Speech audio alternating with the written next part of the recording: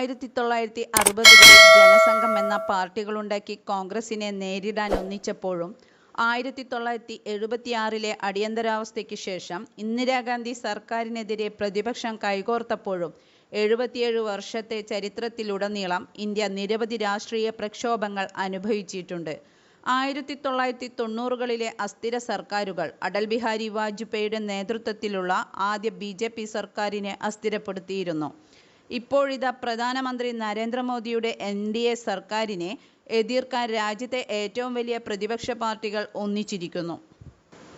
July 18-ന് Congress പാർട്ടിയുടെ മല്ലികാർജുൻ ഖാർഗെയുടെ നിർദ്ദേശപ്രകാരം 26 പ്രതിപക്ഷ പാർട്ടികൾ Indian national developmental inclusive alliance എന്ന പേരിട്ടു. അതിൻ്റെ പഴയ പേര് UPA.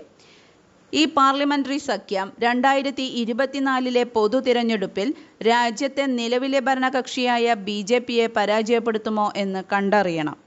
ഭാരതീയ ജനതാ പാർട്ടിയെ വെല്ലുവിളിക്കാൻ ഇന്ത്യ എന്ന ബാനറിന് കീഴിൽ തങ്ങൾ ഒന്നിച്ചതായി 26 പാർട്ടി സഖ്യം ജൂലൈ 18-ന് ബംഗളൂരുവിൽ വളരെ കൊട്ടിഘോഷിച്ചു പ്രഖ്യാപിച്ചു. അതിനിടെ ഇന്ത്യ ആയിരുന്നപ്പോൾ തന്നെ ഭരണകക്ഷിയായ NDA 38 പാർട്ടികളുടെ സമ്മേളനം നടത്തി. BJPയെ പുറത്താക്കുക എന്ന ഒറ്റ ലക്ഷ്യത്തോടെ ഇന്ത്യൻ സഖ്യം അവിശുദ്ധവും അവസരവാദവുമായ സഖ്യമാണെന്ന് പ്രധാനമന്ത്രി മോദി വിമർശിച്ചു. വലതുവശത്തേക്ക് ചായുന്ന സോഷ്യൽ മീഡിയ ഉപയോക്താക്കൾ ഇന്ത്യ വൈസ് NDA സംഘർഷത്തെ ഭാരത് വേഴ്സ് ഇന്ത്യ എന്ന് രൂപപ്പെടുത്തി. പാർട്ടികളും നേതാക്കളും പറയുന്നു സഖ്യത്തിൻ്റെ പേരുകളിലല്ല തെരഞ്ഞെടുപ്പിൽ വിജയിക്കുന്നത്.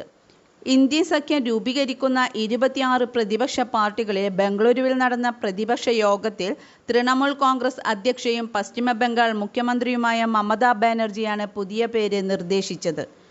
NDAയെ നയിക്കുന്നത് BJPയും പ്രധാനമന്ത്രി മോദിയുമാണ്. NDAയ്ക്ക് നിലവിൽ 38 അംഗങ്ങളുണ്ട്. അവയിൽ പലതും ചെറിയ പ്രാദേശിക പാർട്ടികളാണ്.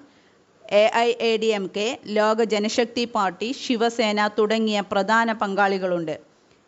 NDAയുടെ നേട്ടങ്ങളും രാജ്യത്തിൻ്റെ വളർച്ചയ്ക്ക് ഊന്നൽ നൽകുന്നുവെന്ന് മോദി പതിവായി ഉയർത്തിക്കാട്ടുകയും അഭിനന്ദിക്കുകയും ചെയ്യുന്നു. സ്വജനപക്ഷപാതം, കലഹം, അഴിമതി എന്നിവ പ്രതിപക്ഷം പ്രോത്സാഹിപ്പിക്കുന്നുവെന്ന് പറയുന്നു. മോദി അദ്ദേഹത്തിൻ്റെ ഭരണം പ്രതിപക്ഷത്തിനെതിരെ ആരോപിക്കുന്നു. UPAയിൽ നിന്ന് ഇന്ത്യയിലേക്കുള്ള മാറ്റം കാണിക്കുന്നത് അടുത്ത തെരഞ്ഞെടുപ്പിൽ NDAയെ നേരിടാൻ ഒറ്റമുന്നണിക്കൊരുങ്ങാനുള്ള പ്രതിപക്ഷത്തിൻ്റെ ദൃഢനിശ്ചയമാണ്. കോൺഗ്രസിൻ്റെ മുൻ അധ്യക്ഷ സോണിയാഗാന്ധിയെയാണ് സഖ്യത്തിൻ്റെ അധ്യക്ഷയായി തെരഞ്ഞെടുക്കുന്നത്. 2024ലെ തെരഞ്ഞെടുപ്പിൽ ഇന്ത്യ ഒരു സഖ്യമായി പോകുകയാണെങ്കിൽ ഏറ്റവും നിർണായകമായ വിഷയം അതിൻ്റെ അംഗങ്ങൾക്കിടയിലുള്ള സീറ്റ് വിഭജനമായിരിക്കും. കാരണം പ്രധാന ദേശീയ പാർട്ടിയായ കോൺഗ്രസും ഇപ്പോൾ ഇന്ത്യയിൽ പ്രാദേശിക പാർട്ടികളും തമ്മിൽ തർക്കമുണ്ട്. പ്രവചിക്കാൻ ഏറ്റവും പ്രയാസമുള്ള സംസ്ഥാനം കേരളമാണ്. അവിടെ CPMനും കോൺഗ്രസിനും സംഘർഷത്തിൻ്റെ കൈപ്പേറിയ ചരിത്രമുണ്ട്. AAPയും കോൺഗ്രസും ഏറ്റവും ശക്തവും എതിർകക്ഷികളുമായ 2 പാർട്ടികളായി പഞ്ചാബിൽ നിൽക്കുന്നു. സമാജ്വാദി പാർട്ടി കോൺഗ്രസിൽ നിന്ന് ന്യായമായ വിഹിതം ആവശ്യപ്പെട്ടേക്കുന്നത് ഉത്തർപ്രദേശിലാണ്. മമതാ ബാനർജിയുടെ TMCയും കോൺഗ്രസും സ്വാധീനത്തിനായി മത്സരിക്കുന്ന സംസ്ഥാനമാണ് പശ്ചിമ ബംഗാൾ.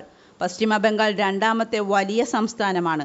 TMC കൂടുതൽ സീറ്റ് നൽകുകയെന്ന തന്ത്രമാണ് സഖ്യത്തിലെ പങ്കാളികൾ സ്വീകരിക്കുന്നതെങ്കിൽ സീറ്റ് വിഭജനം കാര്യമായ പ്രശ്നമാക്കേണ്ടതില്ല. ഈ സൂത്രവാക്യം സ്വാഭാവിക നീതിയെ അടിസ്ഥാനമാക്കിയുള്ളതാണ്.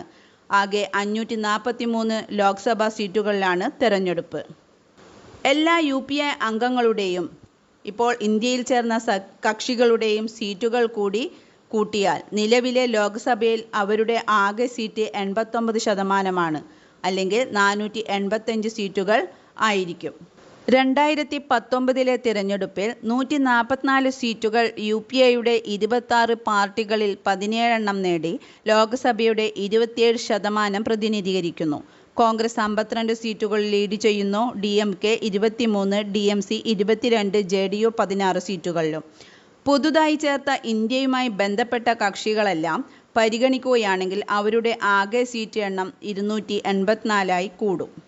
നിലവിൽ ഇന്ത്യൻ സഖ്യത്തിൽ എത്തിയിരിക്കുന്നതോ അതിൽ ചേരാൻ സാധ്യതയുള്ളതോ ആയ പ്രാദേശിക പാർട്ടികൾക്കെതിരെ കോൺഗ്രസിന് സ്വന്തമായി മത്സരിക്കാൻ സ്വാഭാവിക താൽപ്പര്യമുള്ള 57 മണ്ഡലങ്ങളുണ്ട്. ആന്ധ്രാപ്രദേശിലെ 25 സീറ്റുകളും തെലുങ്കാനയിലെ 6 സീറ്റുകളും ഒറീസയിലെ 19 സീറ്റുകളും ഇതിൽ ഉൾപ്പെടുന്നു. ഈ 57 സീറ്റുകൾ കൂടി കണക്കിലെടുത്താൽ അവയെല്ലാം അവർ വിജയിക്കുമെന്ന് കരുതിയാൽ ഇന്ത്യയുടെ ലോക്സഭയുടെ അംഗബലം 10% വർദ്ധിക്കും. നേരത്തെ സൂചിപ്പിച്ചതുപോലെ ലോക്സഭയിലെ ആകെ അംഗസംഖ്യയായ 543-ൽ 58 സീറ്റുകൾ ഇനിയും അനുവദിക്കാനുണ്ട്. ഇതിൽ 12 ബീഹാറിലാണ്. അവിടെ സഖ്യകക്ഷികളായ HAM, RISP, VIP എന്നിവ കക്ഷികൾ മാറി UPIയിൽ ചേരുകയോ അല്ലെങ്കിൽ നിലനിൽക്കുകയോ ചെയ്താൽ ബാക്കി 37 സീറ്റുകൾ ഉത്തർപ്രദേശിലാണ്. ബീഹാറിൽ RJDയെയും ഉത്തർപ്രദേശിൽ BSPയെയും ഇന്ത്യൻ സഖ്യം പിന്തുണയ്ക്കും. ഈ കണക്കുകൾ പറയുന്നത് പൊളിറ്റിക്കൽ അനലിസ്റ്റും ഗവേഷകനുമായ സജ്ജൻ കുമാറാണ്. 2019 ലോക്സഭാ തെരഞ്ഞെടുപ്പിൽ ഞങ്ങൾ ഒരു തരം മഹാഗത്ബന്ധൻ കണ്ടു. എന്നിട്ടും BJP മികച്ച വിജയം നേടി. അങ്ങനെയെങ്കിൽ വിവിധ പാർട്ടികൾ ഒന്നിക്കുന്നത് സമൂഹത്തിലെ വ്യത്യസ്ത വോട്ടർമാരെ ഒന്നിപ്പിക്കുമോ? ഉത്തരം കൂടുതൽ സങ്കീർണമാണ്. 2019 സംഭവിച്ചതിലും കൂടുതലായിരിക്കും മുഴുവൻ അനുസരണവും. ഭരണവിരുദ്ധത അവിടെ ഉണ്ടാകാൻ പോകുകയാണ്. ഇത് BJPക്ക് സീറ്റ് നഷ്ടപ്പെടാൻ ഇടയാക്കിയേക്കാം. എന്നാൽ ബീഹാറിലും ബംഗാളിലും ഒരു നഷ്ടം പ്രതീക്ഷിക്കുന്നു. ഇത് വ്യക്തമായ അർത്ഥത്തിൽ BJPയെ വളരാൻ ഒരു കാരണം നൽകും, അദ്ദേഹം കൂട്ടിച്ചേർത്തു.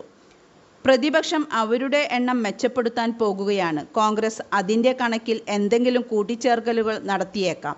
2014ലെയും 2019ലെയും തെരഞ്ഞെടുപ്പുകളെ അപേക്ഷിച്ച് അത് ഒരുതരം വിജയമായിരിക്കും.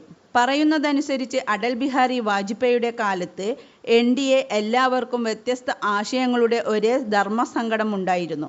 എന്നാൽ നിങ്ങളുടെ പ്രധാന ആവശ്യം ഉപേക്ഷിച്ച് ഒരു പൊതു ചിന്താഗതി കൊണ്ടുവരിക എന്നതായിരുന്നു ഫോർമുല. ഉദാഹരണത്തിന് ആർട്ടിക്കിൾ 370, രാമക്ഷേത്രം, യൂണിഫോം സിവിൽ കോഡ് എന്നിവയെല്ലാം അടൽ സർക്കാരിൻ്റെ കാലത്ത് നിരസിക്കപ്പെട്ടു. എന്നാൽ BJP സ്വന്തമായി വന്നപ്പോൾ അത് നടപ്പിലാക്കി. ഇന്ത്യക്ക് അനുകൂലമായ സഖ്യങ്ങൾ ഉണ്ടെങ്കിൽ അത് പ്രവർത്തിക്കുന്നത് എളുപ്പമാക്കുമെന്നും പൊതുവായ കാര്യങ്ങൾ സ്വീകരിക്കുമെന്നും രാഷ്ട്രീയ നിരീക്ഷകർ പറയുന്നു.